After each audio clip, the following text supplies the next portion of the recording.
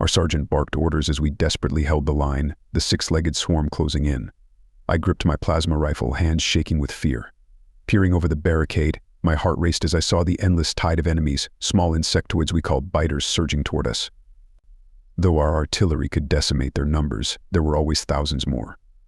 Plasma bolts impacted groups of them, but for every 10 we killed, 50 more took their place. They moved as one, scurrying across the ground in waves of scaly, skittering flesh.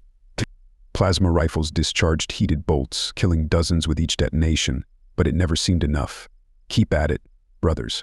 Reinforcements are coming," our sergeant shouted, a mild cheer rising from the men. Then, one soldier screamed, Praetorian as a massive, blade-limbed creature charged, using the smaller swarmlings as a shield.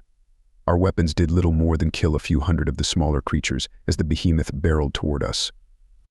This was how the lines always fell. The swarms would overwhelm our weapons, forcing them to overheat, while the larger creatures used the smaller ones to close the distance. With plasma rifles unable to fire fast enough, we would retreat, letting the line fall, hoping to survive the onslaught. I stood up, aimed my weapon, and fired at the charging beast. The plasma bolt did nothing, and the creature continued its advance, our position on the verge of collapse. I was paralyzed with fear, only able to shoot blindly. Within minutes, we would all be dead, either from the artillery strike needed to cleanse our position, or from the Praetorian who would carve us up and feed us to the swarm. Just as I braced for the inevitable, a firestorm of explosions and gunfire erupted. Time seemed to slow as thousands of projectiles shredded both the swarmlings and the Praetorian. The creature's armor cracked under the relentless barrage, and it died swiftly. As the rest of the swarm fell to the relentless fire, we snapped back to our senses. An aircraft burst into view, pulling up sharply and barely 50 feet off the ground at high speed. It bore insignias and weapons we had never seen before, flying with the agility of a bird of prey. In sheer amazement, we watched as 10 more of these craft dove into the battlefield, unleashing a storm of metal and chemical rockets that decimated the swarm. A battle that had raged for nearly 2 months ended in mere minutes. The aircraft continued beyond the battle line, slaughtering a legion of the swarm. We were so mesmerized by the display that we failed to notice our reinforcements' arrival until the loud crack of thunder echoed nearby, followed by a Praetorian's head exploding. We turned to see small, unfamiliar creatures in our trench, taking precise shots at distant targets, each shot a kill. They were half our size, with flat, stubby faces, 2 eyes, and 5-fingered hands. Their uniforms were covered in segmented armor plating, resembling hardened ceramic.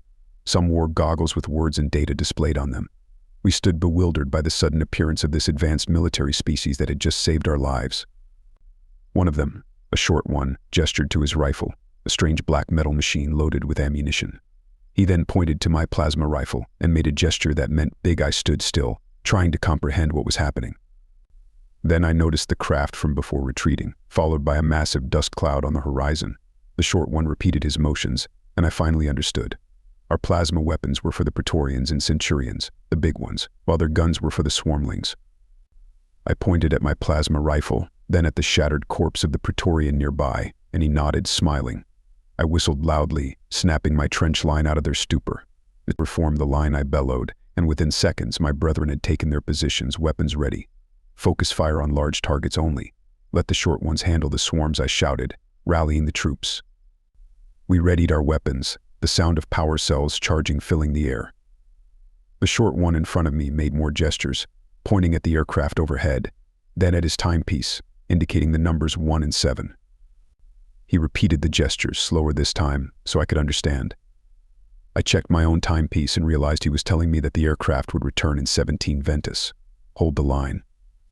I ordered my sergeants and captains, finally snapping out of their daze and spreading the word through our radios. The swarm was now within range, and the short ones opened fire, their guns unleashing a river of metal that tore through the swarm with deadly precision. The humans with tube-like weapons fired, their projectiles exploding into the swarm, killing hundreds at a time. The short ones with larger guns fired at any Praetorians they could see, some scoring direct hits.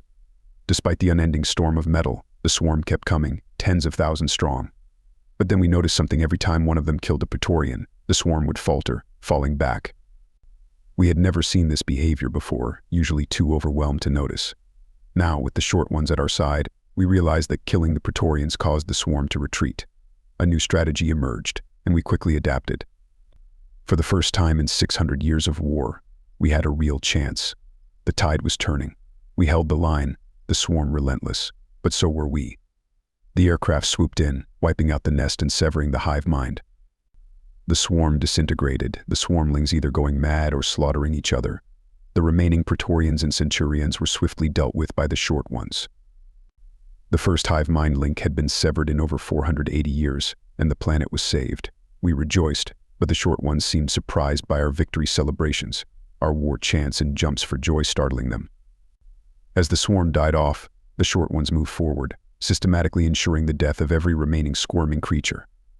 The short one who had communicated with me earlier approached again, pushing a button on his helmet.